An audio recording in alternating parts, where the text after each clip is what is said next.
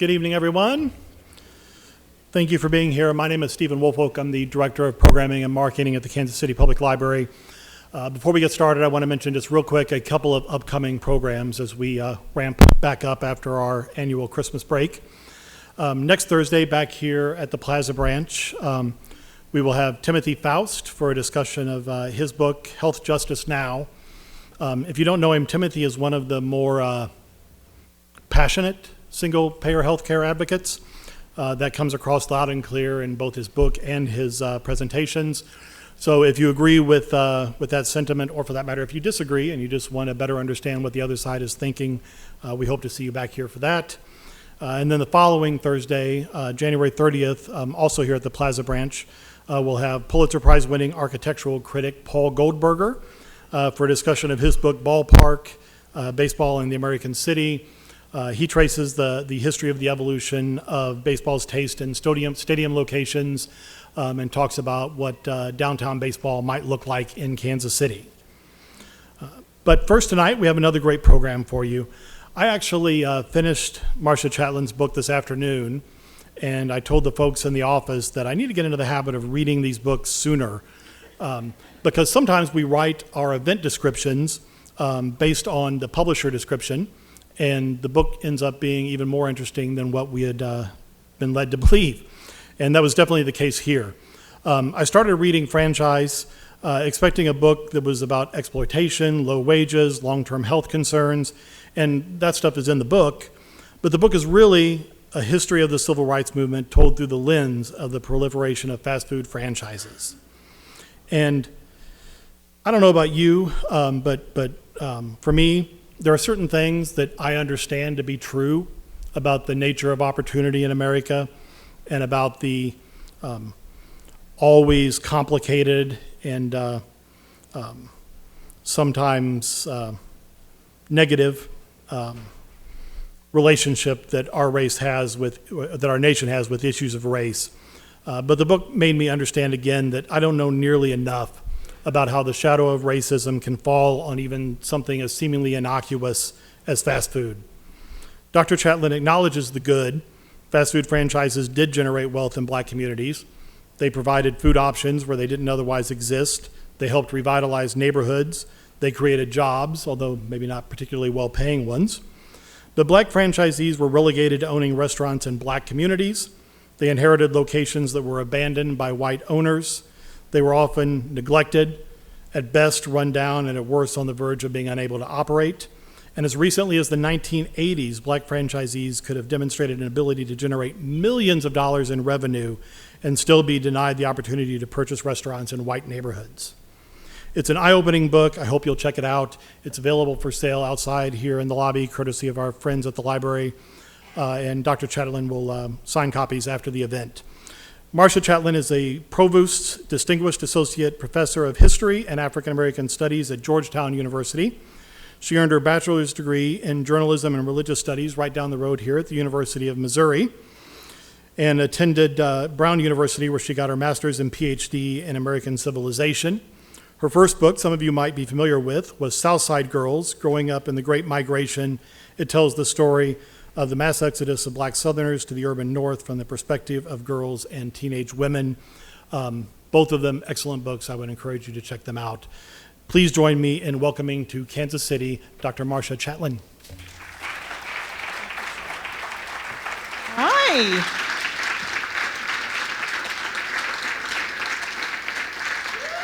Thank you so much. Hi, folks. How's everyone doing? Well, it is a pleasure to be here in Kansas City for my, hi! I'm seeing, this is, writing a book is like going to your own funeral.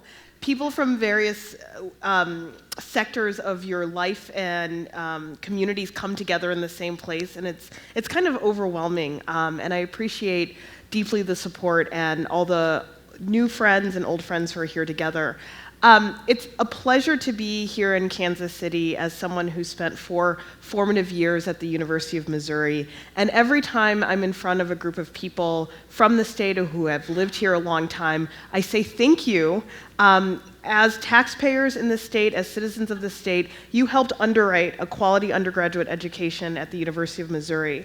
And our public colleges and universities and our community colleges are at the center of our ability to help people use education as a tool for social and economic mobility. And I think it's important for us to recognize that.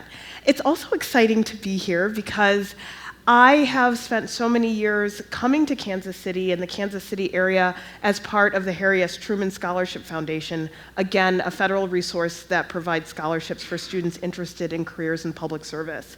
And so all of these different mechanisms and all of these different experiences that I had in my education has helped me come to this moment as a historian and to talk to you about my book franchise.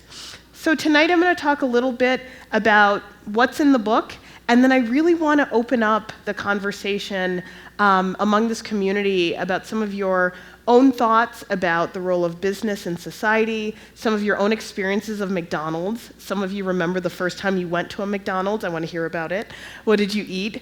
And I also want us to think about the different ways we tell stories about the past, particularly about the civil rights movement.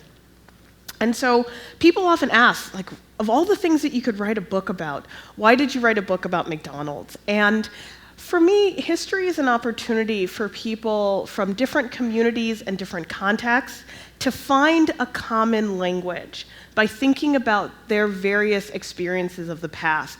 And I can't think of few institutions that most people have experiences of and thoughts about other than fast food and McDonald's. Is there anyone in this room that does not know what a McDonald's is? Okay, see? We're all coming together. We're family at this point. You may be familiar with this guy. He used to be, for the young people in the room, he used to be president of the United States. His name is Bill Clinton.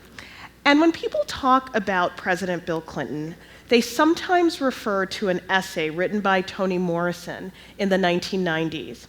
And in the essay, Toni Morrison talks about Bill Clinton as being the first black president. Now, a lot of people mention it, but they actually didn't read the essay, so please read it. But one of the points that she makes, and the reason she wrote the essay, she was talking about the impeachment. Isn't this weird that we're talking about impeachment yet again? History is a cycle, folks. So she was talking about the impeachment, and she was talking about Congress relentlessly pursuing Bill Clinton in some of the ways that the justice system relentlessly pursued African Americans. And in describing Bill Clinton as the first black president, she described him as a jazz-loving, fast food-eating boy from Arkansas. And I always thought that was really interesting, the way that she refers to fast food as a racial marker for someone like Bill Clinton, who was probably the first presidential candidate to embrace fast food and to have these associations. And so essays like that and other reflections that I found in my research process made me wonder, how is fast food, a product that a lot of people experience, how is it black? How did fast food become black? And in asking that question, what I found was there was a critical moment in the United States in which the fight for civil rights, the expansion of fast food enterprises, as well as the federal government looking for ways to resolve some of the tensions that were brought up as a result of the civil rights movement, came together in the fast food industry. I also thought, as I was doing this research, a lot about Ferguson, Missouri. We know that in 2014, the uprising in Ferguson, Missouri brought a national spotlight to the state, as well as revived conversations about longstanding tensions and challenges in our nation's racial issues. And one of the things I thought was particularly interesting about Ferguson was the role of this McDonald's on Florissant Avenue, and the way that this became the center for different groups of people to find some relief in the middle of chaos. And so inside, the McDonald's journalists would use the internet to send stories to editors. Police officers would get something to drink as they were changing shifts. Protesters came to that McDonald's to get milk to relieve the sting from tear gas that had been deployed in trying to disperse them. And in some of the articles written about Ferguson, people focused on this McDonald's as this strange beacon in this moment of crisis. But this was not the first time this had happened. In fact, one of the reasons why McDonald's and then other fast food companies entered the inner city market was because of this moment in 1968, after the assassination of Martin Luther King Jr. The uprisings that were stirred by King's assassination led some white franchise owners to be concerned about doing business in the inner city. And McDonald's provided an opportunity for white franchise owners to leave the inner city, move to the suburbs, or to move to predominantly white neighborhoods, and then began to recruit African American franchise owners to be in those stores in order to protect the store itself and to see if they could become successful in inner cities. And so, in many ways, the story of African Americans and McDonald's is a story about solutions in moments of crisis. Growing up in Chicago, anyone from Chicago in the room? Thank you. Thank you for being here. Okay. If you go to this McDonald's on Chicago's South Side, you see this plaque that says, on December 21st, 1968, this location was franchised to the first McDonald's African-American owner-operator. And this plaque is a plaque that I saw many times growing up, going to this McDonald's. The National Black McDonald's Operators Association was an organization I was aware of my whole life.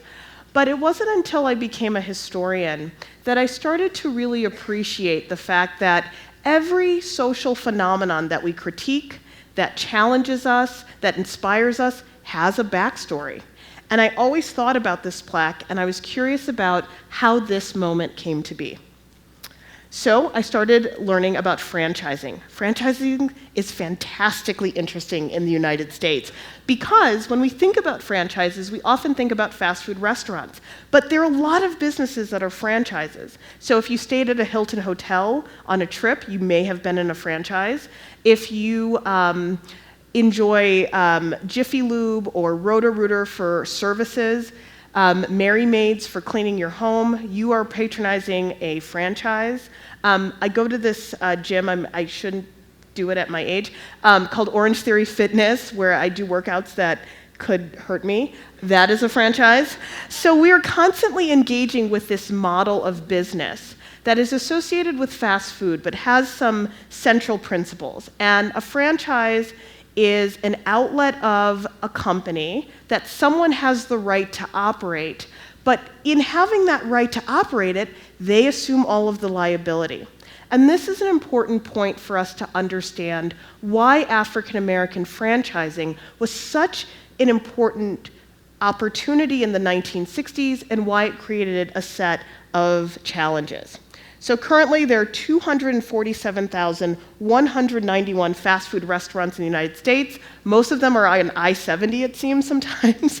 And there's 759,000 franchise businesses that people can get involved in this country.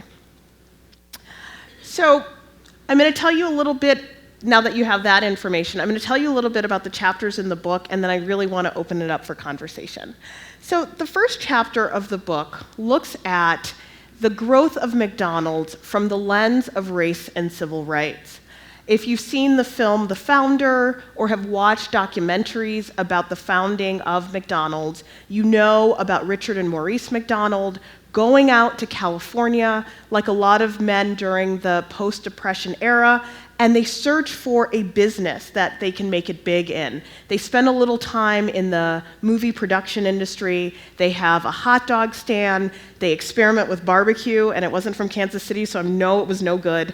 And then they decided that burgers was burgers were going to give them the opportunity that they wanted, and they created what we know today as McDonald's. This is the original McDonald's menu, and it has all sorts of things on it, but they decided that burgers and fries and drinks were easy to prepare in a mechanized fashion, they could provide it to people at a low price, and that this is what they created that set the standard for fast food franchising.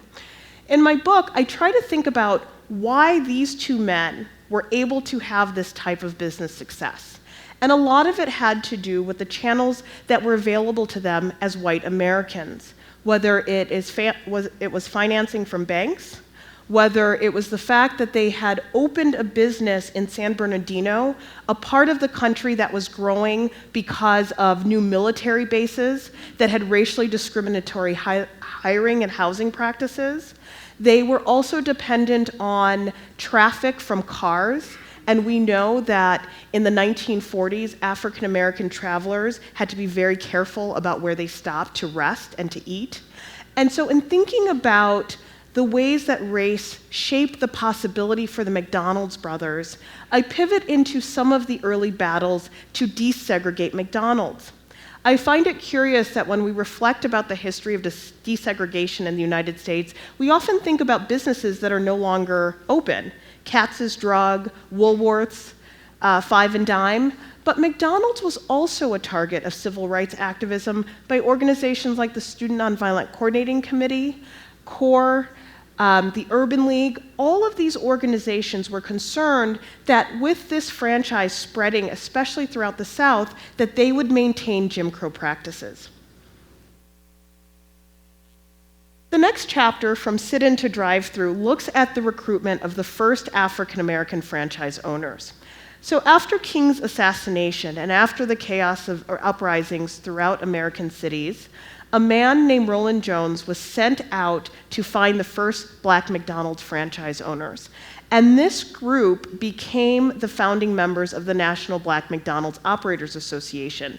These men came from various backgrounds. Some were college educated, some had a lot of experience in different businesses, some were especially experienced in various sectors because they had done military service.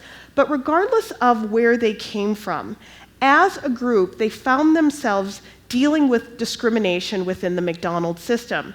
As the introduction explained, they often had to inherit stores that were abandoned or harmed in uprisings, that had more challenges for security. They had to negotiate communities. But what they soon discovered was that their presence in these restaurants made them extremely profitable. And McDonald's took notice and then concentrated on bringing more African American operators into the system. During this period of time, they also benefited from federal programs for minority businesses that were promoted by President Richard Nixon. Richard Nixon was not a friend of civil rights, but what he did understand was by conceding some type of support to African Americans to create their own businesses, he could secure the friendship of some prominent African Americans, like the godfather of soul, James Brown, as well as the athlete Jim Brown. So the two Jims were on his side, as well as folks like the guy who was on the Pittsburgh Steelers. I was just talking about him yesterday. I'll remember in a second. Young people take note of aging. All of these folks were able to line up behind Black capitalism because it was an ideology that presented itself as pro-civil rights, but could get liberals and conservatives on the same page. Liberals liked the idea of government investment in Black empowerment, and conservatives liked the idea of a civil rights platform that did not demand integration.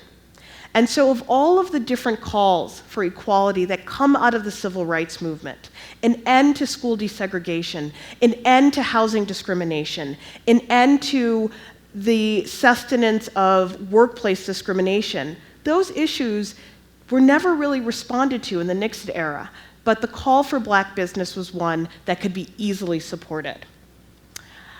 So the first African-American franchisees in Kansas City, Missouri were two men named Andrew Merle and Cloris Dale, and they are part of the founding group of the National Black McDonald's Operators Association.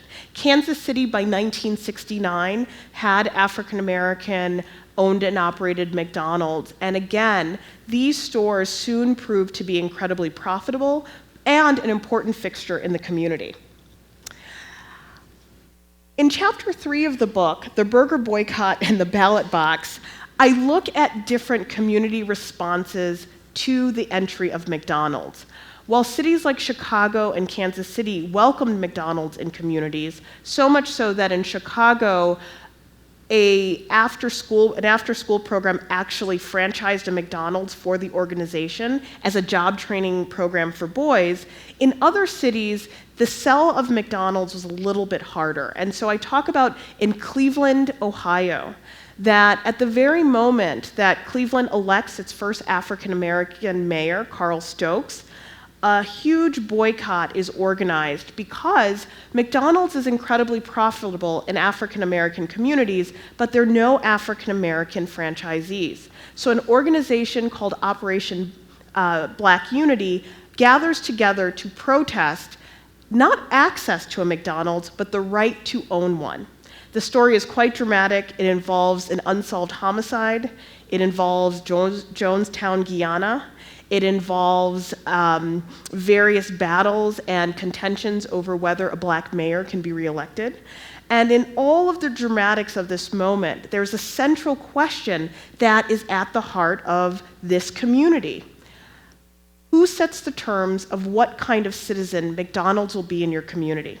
Is it the corporation? Is it the franchise owner? Or is it the people who support that business? The next chapter looks at various resistance to McDonald's in African American communities, starting with the story of the bombing of a McDonald's in Portland, Oregon, that was allegedly done by the Black Panther Party for self-defense. And the tension between the community and the McDonald's revolved around the fact that the McDonald's was a site where police would harass African Americans or arrest them, that the McDonald's wouldn't support the free breakfast program that became a signature of the Black Panther Party. And again, this question of what can African Americans demand from McDonald's created a lot of contention because there was a question as to whether or not McDonald's could replicate its success that it found in the Midwest in other cities. I also feature a community in Philadelphia called Ogons that organized resistance to McDonald's because it believed that McDonald's meant crime, it meant environmental deterioration, and this is the early 70s that these critiques are coming. And at this point, they're trying to get anything to keep a McDonald's out, and so they suggest that the money for that particular McDonald's is coming from organized crime. They're trying everything because they believe that they, as a community of working class Black and white people that had prided themselves on interracial solidarity, should set the terms of what comes into their community. I also talk about African American celebrities who tried to create alternative Black-owned franchises to compete with McDonald's. Muhammad Ali, while he was awaiting the decision in his case because of his conscientious objection, lent his name to Champ Burger, which promised to be a reinvestment tool for African American communities. Mahalia Jackson, the gospel singer, opened Mahalia's Glory Fried Chicken as an alternative to Kentucky Fried Chicken that was supposed to support Black investment and Black business and Black communities. There is also a moment in the book where James Brown announces that he is going to stop making music and focus on his franchise, Gold Platter Restaurants. And he says, he essentially had a brand new bag and it was going to be franchising. When these businesses collapsed, what people soon realized is actually they were not owned by the celebrities. They were often businesses that were created by white attorneys and shareholders who then leased the right to use the names of these figures. And all of these businesses make people wonder, what does it really mean to support a Black business? And this question will linger throughout the 70s and the 80s and the 90s as people think about their economic power and their consumer citizenship as a means of gaining political access. I wanted to make sure that I acknowledged the incredible cultural work that came out of Black McDonald's franchise owners advocating for connections to African American communities. So in Chapter 5, Black America, brought to you by, I look at the various appeals to Black consumers that were created by McDonald's. These types of advertisements that featured African American families are an important part of advertising history because they are an example of successful, what we call targeted or ethnic marketing that was created by a Chicago-based advertiser named Tom Burrell and Burrell Communications. These advertisements, some of them do not age well, but at the heart of them, they are trying to tell African Americans that McDonald's is a place that is a mainstay in their community. It's a place where they can enjoy a meal without fear of harassment or harm, which is an incredibly powerful promise considering that African Americans did not have real rights to public accommodations until 1964. So these ads from the 1970s really try to emphasize McDonald's as a community presence and a place where all are welcomed. I also discuss the work of the National Black McDonald's Operators Association in helping support the Martin Luther King Jr. holiday. For those of us of a certain age, we remember when the King holiday was incredibly controversial. And it wasn't entirely sure if all 50 states would accept the King holiday. Some states like Virginia made it the King Robert Lee E. Lee holiday to balance out the interests in the state. We know that Arizona was a very late adopter of the King holiday. When I talk to my students about Martin Luther King's legacy, they grew up learning that Martin Luther King was a hero and an advocate of nonviolence. But people of an earlier generation remember that when the King holiday was up for debate in the halls of Congress, he was called a communist. He was told there was language that Martin Luther King shouldn't be the person honored, that in fact there should be a Frederick Douglass Day. And so the fact that I live in Washington, D.C., and there is a national monument to Martin Luther King shows you what the effort, the political and the social effort it took to create the Martin Luther King holiday and turn him into a civic hero. All of this is to say is that McDonald's was one of the very early corporations to get behind the MLK holiday. And it was the Black franchise owners that created various campaigns like His Light Shines On Today and these different forms of educational material to make the King holiday a socially acceptable and corporate responsibility arm. I also talk about the involvement of African American franchise owners and supporting things like the Gospel Music Tour, the National American Double Dutch League. Does anyone remember this? They had a commercial. It was so exciting. And different interventions into youth sports.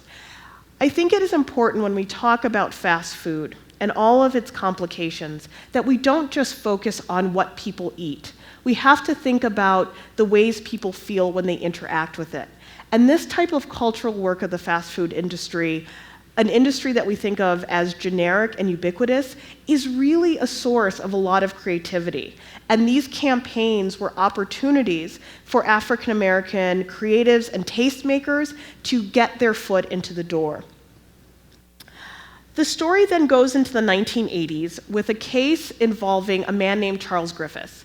Charles Griffiths was a McDonald's franchise owner in Los Angeles who wanted to expand his restaurant holdings outside of traditionally African American neighborhoods. And he was involved in a legal battle with McDonald's, and he argued that McDonald's was involved in redlining. He used the language of residential segregation to talk about the fact that it was very difficult for Black franchise owners to own businesses in non-Black communities. And as Griffiths and McDonald's were hashing out this argument, a very curious moment happens in which McDonald's retorts to Charles Griffiths and says, "We want you to do business in your community." And he says, "I live in Bel Air. That is my community. And it forces people to really reflect on what does it mean for African Americans to only have opportunities in very specific places. The National Association for the Advancement of Colored People, the NAACP, gets involved, and they promote a selective buying campaign where they get a press conference together and they say, okay, we want you to boycott McDonald's, but not the black-owned ones, but you know which ones are the black-owned ones because they're only in black neighborhoods, and that's what this protest is about. And people say, well, that's really confusing. And it, again, asks this question, what does it mean to really support a black-owned business? These various agreements, if you remember in the 1980s, was also part of the elevation of Jesse Jackson's Operation Push, as well as Al Sharpton's National Action Network, in which these organizations broker deals with these major corporations. If you remember, the Coors beer boycott was also using this model in which the settlements involved corporations volunteering to give more opportunities in African American communities. And finally, I end in the place where I first became curious about this topic, and that is Los Angeles in 1992. While doing research for this book, I came across an article that suggested that during the Los Angeles uprising, after police officers were acquitted in the beating of Rodney King, McDonald sent out a press release that said, during the uprising in Los Angeles, none of our stores were targets of any violence or destruction. And that is evidence that we have been good neighbors and socially progressive, and our commitments from 1968 are now reaping rewards in 1992 because people felt we were so connected to the community that they wouldn't attack us. I thought that was the strangest thing I had ever read. As a historian, you learn that it's very hard to prove why something didn't happen. And when I went to the archives of the commission tasked with finding out about the uprisings in Los Angeles, there was really no way of knowing why some places were targets and others were not. And what I realized is that it didn't matter if McDonald's was safe in this moment or not. It's that the myth of the miracle of the Golden Arches was so powerful in the 1990s as a result of its engagement with African Americans.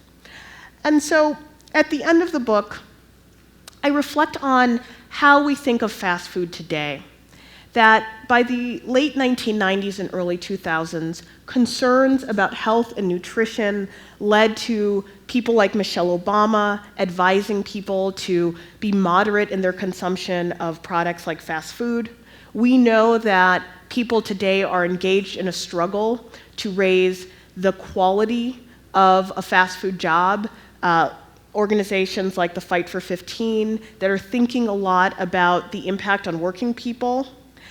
And in the midst of all these controversies about fast food, I think it's important for us to take a step back and remember that everything has a history. And in our desire to critique what people eat or what they feed their children, and our desire to tell people that they should make this choice and not that choice, we have to fundamentally understand how choices are provided, who sanctions those choices, and who has the power to take choices away. And so at the end of this very long journey to finish this book, people often ask me, so do you eat fast food and what are your thoughts about it? I have a diet that's rich in all sorts of goodies. I don't eat as much fast food as I used to. But I'm less concerned, again, about what people eat and their ability to access a robust public system where they don't have to depend on a black franchise to provide a health screening or to be the senior center or the after-school place or the site of first jobs for teenagers. I want those resources to be able to be provided by a robust public system, to have organizations like public libraries available in every community regardless of their economic standing, so that when we buy a hamburger, we are only buying a hamburger and we are not investing in the possibility that the goals of the civil rights movement may be possible in our time. Thank you.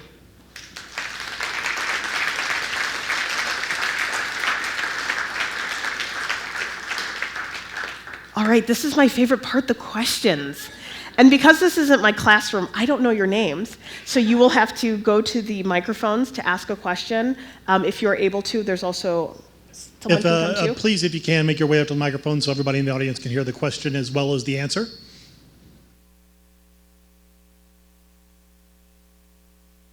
Yeah, I'd like to talk about the distinction between business and social justice. The thing about business is, as cold-blooded as this sounds, if you got money, you're fine. If not, hit the road. Social justice doesn't look at it that way. It doesn't say how much money you got in your wallet. You're a human being, and you deserve certain rights just because you're human, whether you've got any money or not. And so setting aside race just for a second, how do we thread the needle between a business's desire to make profits, because if you don't, you go out of business, and social justice that's like a public library. You walk in a public library, you can have $10,000 or not one penny, doesn't matter. If you walk in a McDonald's, if you haven't got any money, they're going to send you on your way.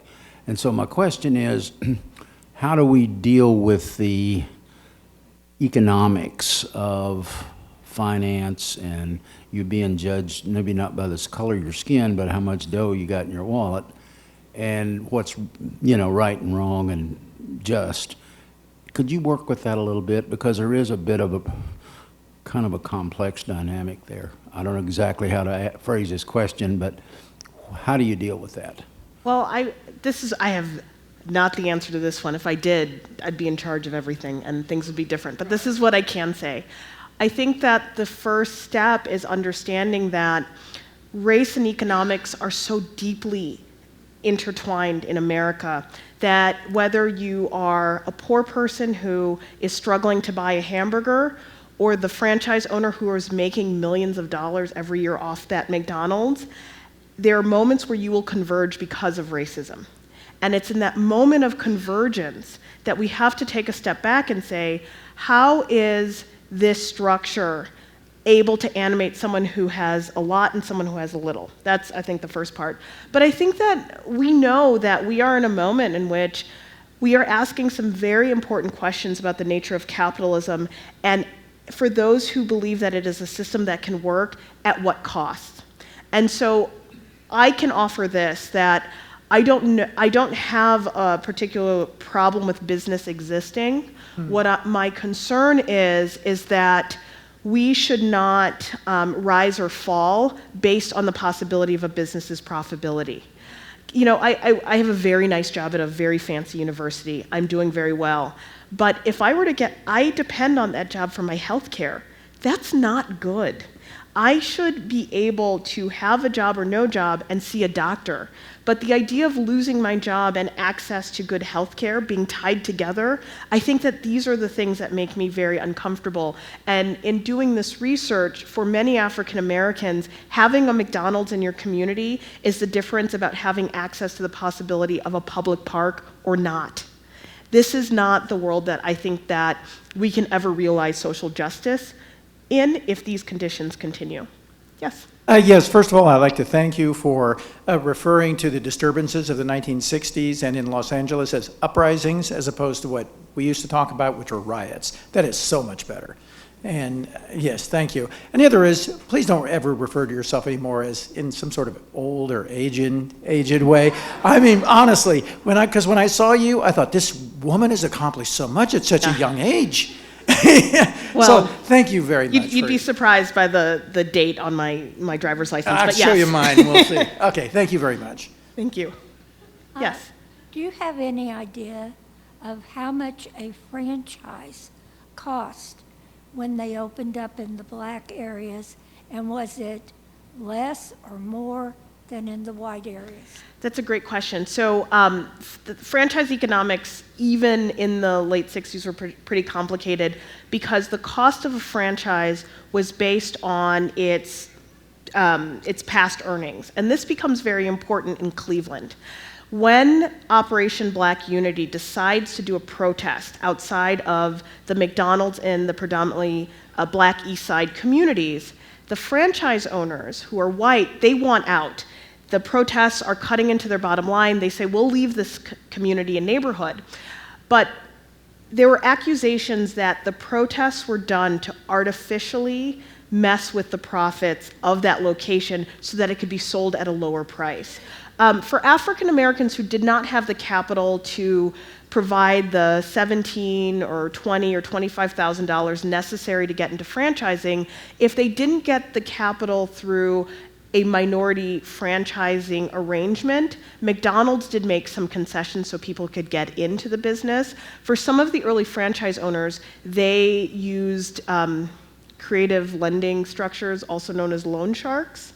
And people remember those early days where they said people would come in and clear out the cash registers and take the day's profits because they were being charged very high interest rates because of the discrimination in banking. And McDonald's eventually stepped in and brought cleaner lending practices for African Americans. So the lending piece of it was a huge challenge. The other thing I want to say about banks is during this moment in which the Nixon administration was promoting black capitalism, a lot of people were interested in starting their own small businesses. And when they went to make applications for loans, they realized that a lot of those loans were targeting franchises that had the might of a corporation and their lending capacity behind it. And so small operations like food stores and bookstores had real challenges accessing those programs. Yes? Yes, my question is about the economics and like how much does an owner make and how can he afford to pay something that somebody can afford to live off of, you know? And I know that's really complicated because you have all these franchises all over, and people make very amounts of profit. Yes. You know? And So, nowadays, of course, there's that $15 that everybody wants to get to. yes. I was just talking to a reporter today. When I talk about franchising as the opportunity to pick up someone else's liabilities, I don't say that lightly. When you are a franchise owner, you are responsible for every minor fluctuation in the market. So a person can have a lot of capital to enter McDonald's franchising, but remember when the price of flour went up in the 90s? Okay, I remember this because this is my favorite topic. The price of flour went up in the 90s, right? So the price of buns go up. Well, when the price of hamburger buns go up, if I'm a franchise owner, I can't say, okay, a McDonald's hamburger is now $7. I don't have those controls. Now, if I'm a small business owner, I can say, okay, I'll make some price adjustments. It's on you.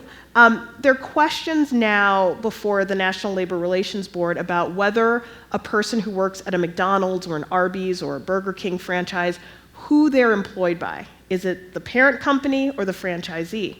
It's the franchisee right now. And so when wages go up to $15, they have to mitigate that. And so you start to see these businesses that do create very high profits, but the amount of profits that actually stay within the store for the franchise owner and the employees, it's smaller than we would think because the fees are very high. And again, one of the ways in which we see racial discrimination in the business sector is that if you are a person of color, you're more likely doing businesses in communities of color, and as a result of discriminatory practices, you're paying higher rates of insurance and security and have to mitigate those losses. And so this has been a historical battle for African American franchise owners. Yes? I was wondering whether or not you've ever thought about going back to when African Americans within their community had their own businesses, had their own doctors, et cetera, and compare how civil rights and integration changed all that and caused those businesses to eventually dissipate. So this is an issue that a lot of historians of African American business deliberate on, and I think sometimes it gets very stark.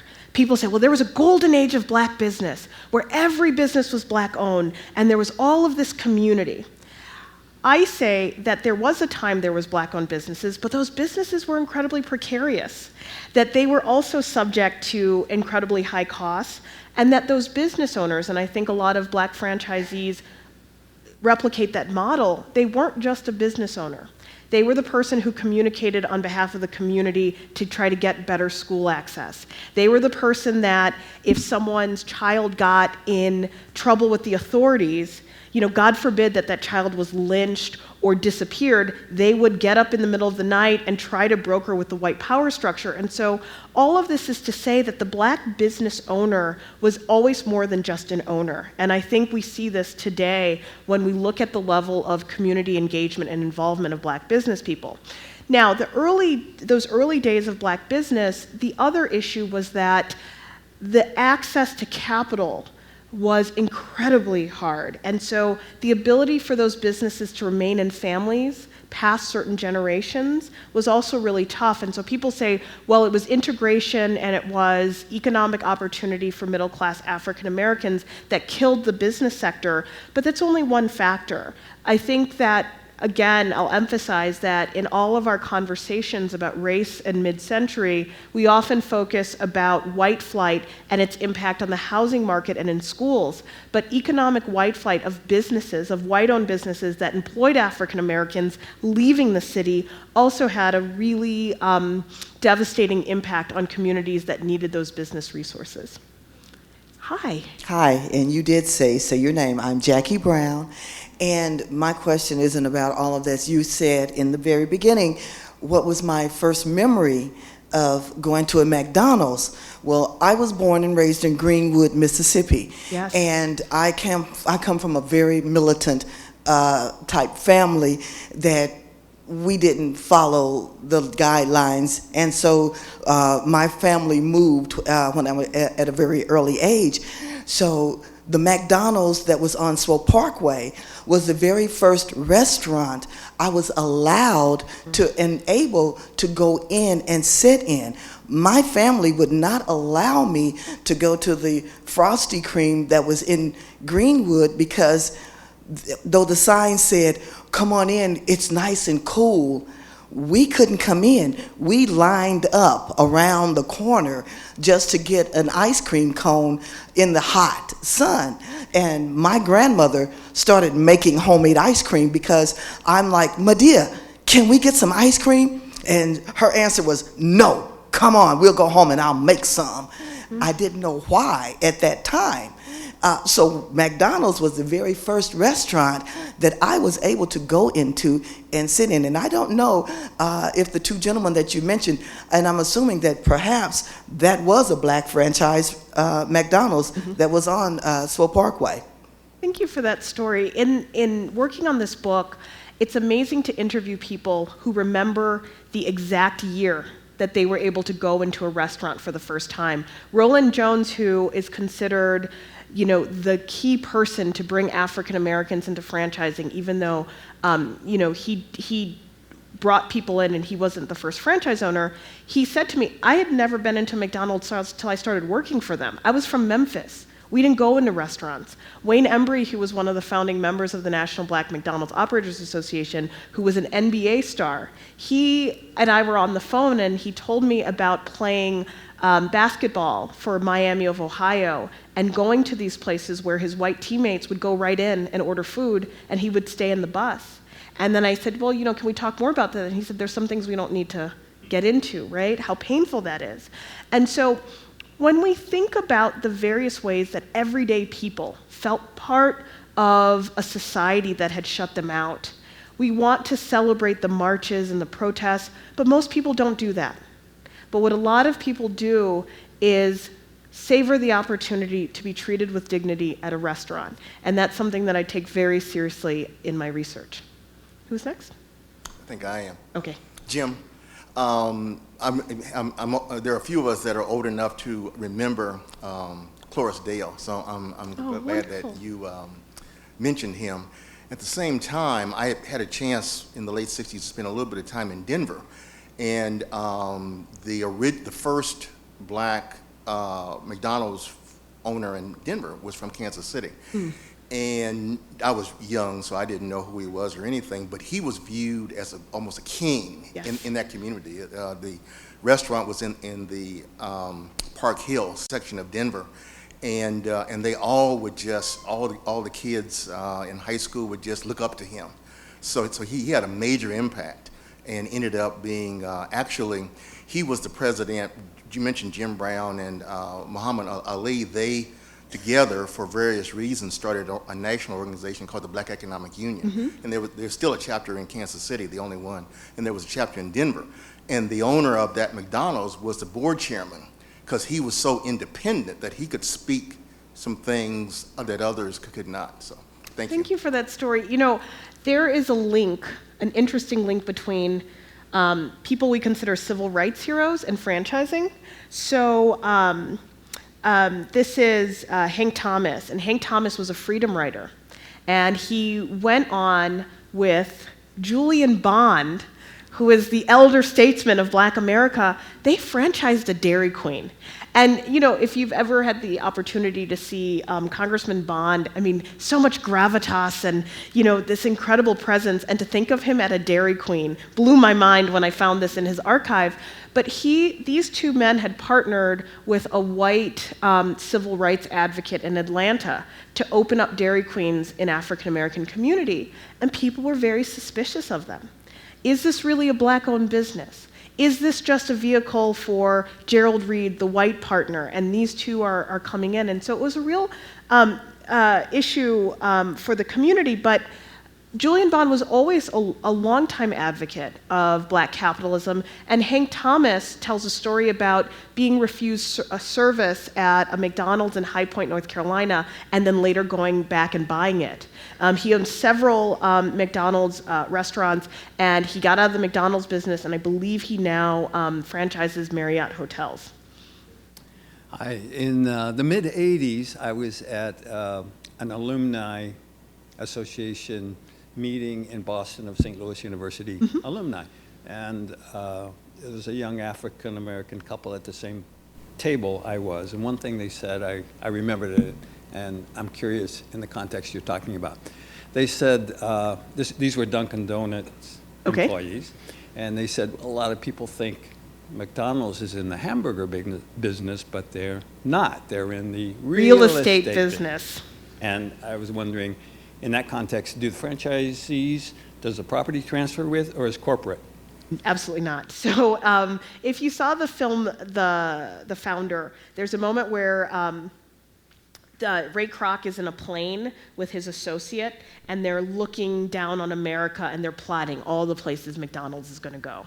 And Ray Kroc said, you know, they looked at places with churches, places off the interstate, places with growing suburbs and strip malls, and he said, you know, we wanted to be in the suburbs where America, you know, where America grew up. They didn't want to be in the inner city.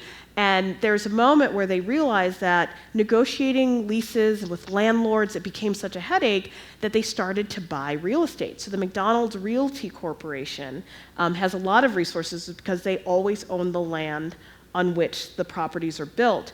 This becomes very important in the 1970s because a lot of communities that were ravaged by these uprisings, property values plummeted. And so it became cheaper to build in inner cities because the land was worth less money.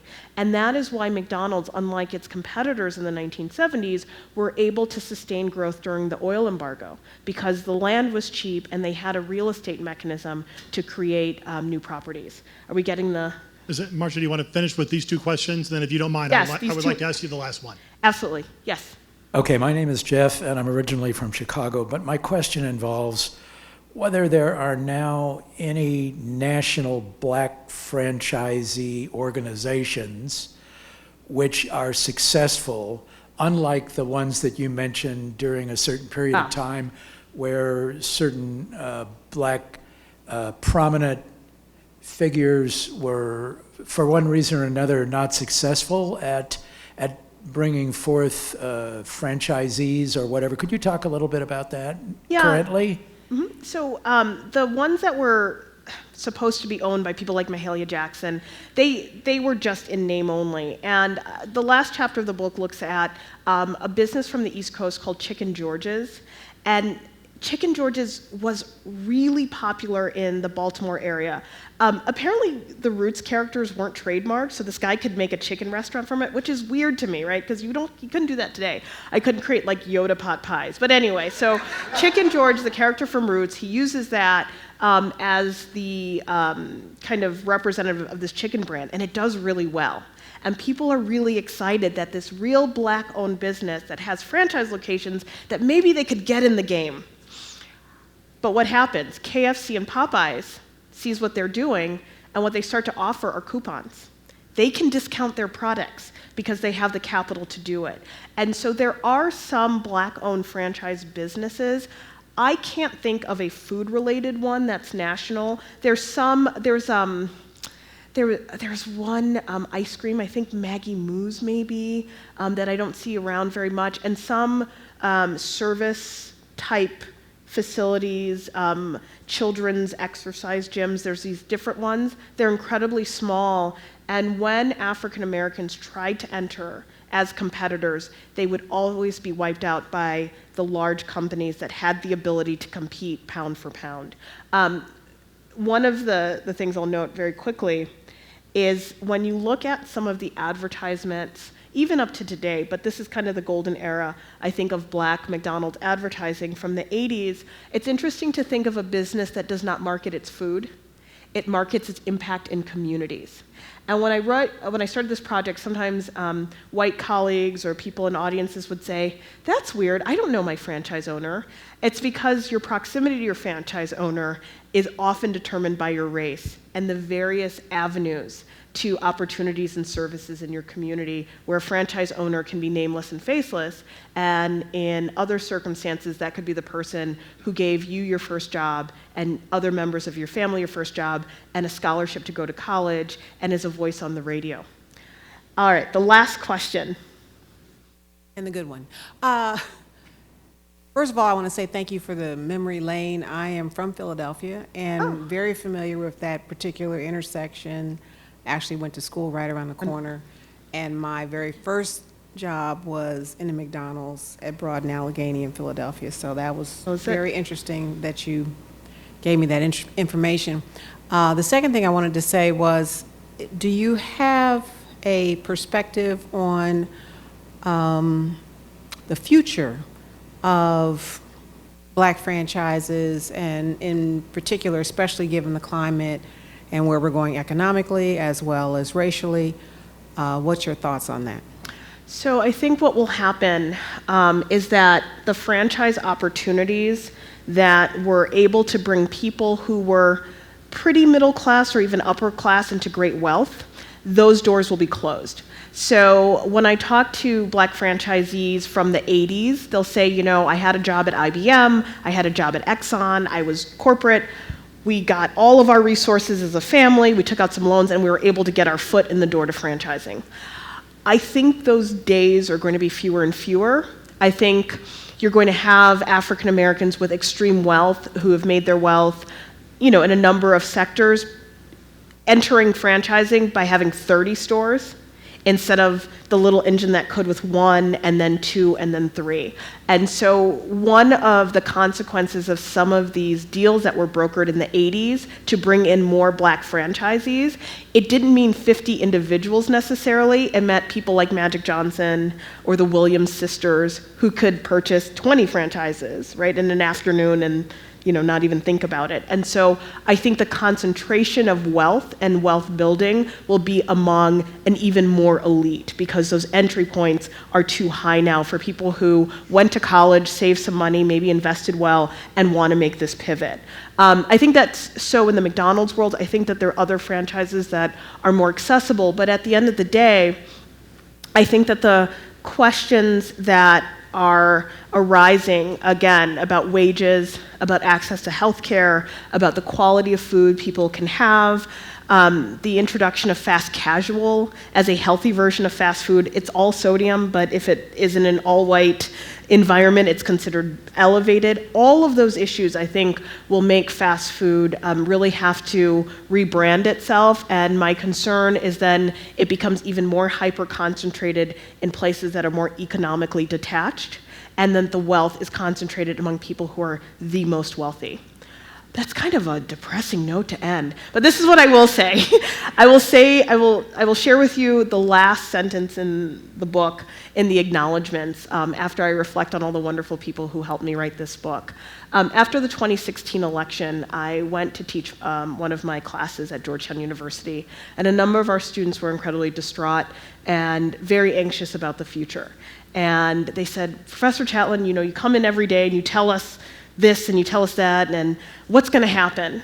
And one of the dangers of being a historian is you actually think that you can predict the future, and you cannot. And so what I say in my book is, if the past is any indication of all the support and the courage that I've seen in communities working on this book and various projects, that I do not know what will happen, but I know that we have each other, and that is worth a lot. And so when we think about what the future holds economically around racial justice and the visions of the civil rights movement, we don't know what's going to happen, but I hope we can turn into our communities and the joy and the life that we get from them, and we know that we have something valuable. Thank you.